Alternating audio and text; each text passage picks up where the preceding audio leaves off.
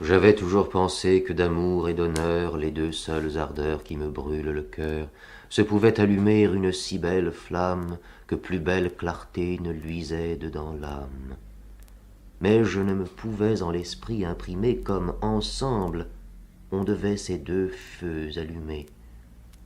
Car combien que d'amour beauté soit la matière, et qu'en l'honneur entier la beauté soit entière, il ne me semblait point qu'une même beauté dût servir à l'amour et à l'honnêteté.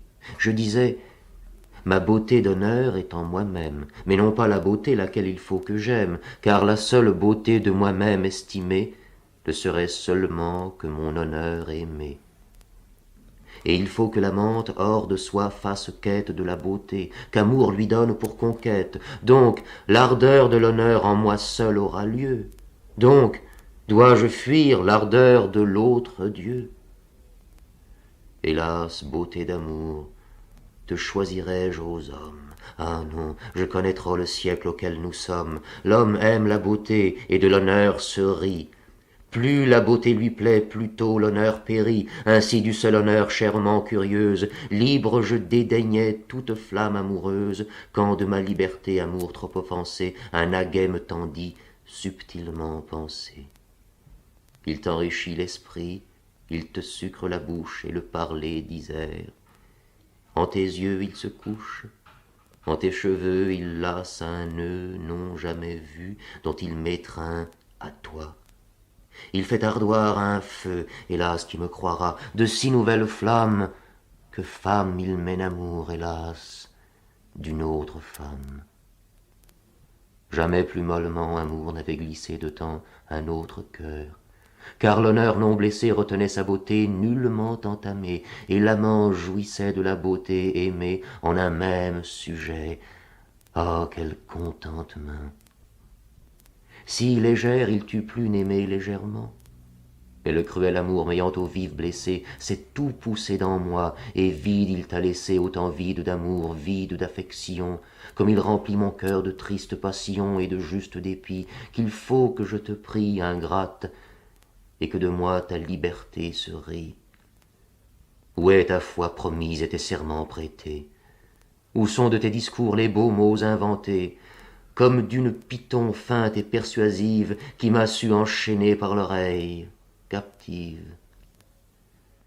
Hélas que j'ai en vain épanché mes discours, que j'ai fui en vain tous les autres amours, qu'en vain seul je t'ai, dédaigneuse, choisi pour l'unique plaisir de ma plus douce vie, qu'en vain j'avais pensé que le temps à venir nous devrait pour miracle en longs siècles tenir, et que d'un seul exemple en la française histoire notre amour servirait d'éternelle mémoire, pour prouver que l'amour de femme à femme épris sur les mâles amours emporterait le prix.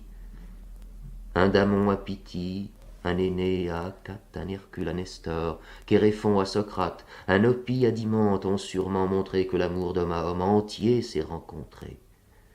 De l'amour d'homme à femme est la preuve si ample qu'il ne m'est ja besoin d'en alléguer l'exemple, mais d'une femme à femme, il ne se trouve encore sous l'empire d'amour un si riche trésor, et ne se peut trouver, ô trop et trop légère, puisqu'à ma foi la tienne est faite mensongère, car jamais pureté ne fut plus grande au ciel, plus grande ardeur au feu, plus grande douceur au miel, plus grande bonté ne fut au reste de nature qu'en mon cœur,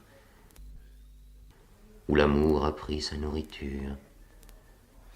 Mais plus qu'un roc marin ton cœur a de dureté, plus qu'un Scythe barbare il a de cruauté, et l'ours Caliston ne voit point tant de glace que tu en as au sein, ni la muable face du nocturne Morphée n'a de forme autant qu'a de pensées divers ton esprit inconstant.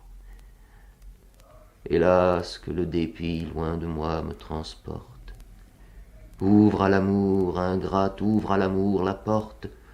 Souffre que le doux trait qui nos cœurs a percé rentame de nouveau le tien trop peu blessé. Recherche en tes discours l'affection passée, resserre le doux nœud dont était enlacée l'affection commune, et à toi et à moi, et rejoignons ces mains qui jurèrent la foi dans mon esprit tellement assurée qu'elle ne sera point par la mort parjurée.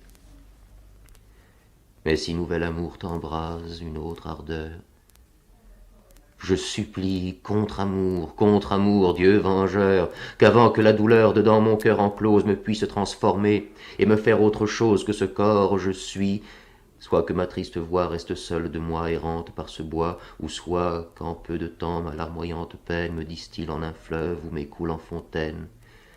Et pendant que je dis, et aux cerfs et aux daims, seul en ce bois touffu, ingrate tes dédains, tu puisses d'un sujet indigne consumer, aimer languissamment, et n'être point aimé.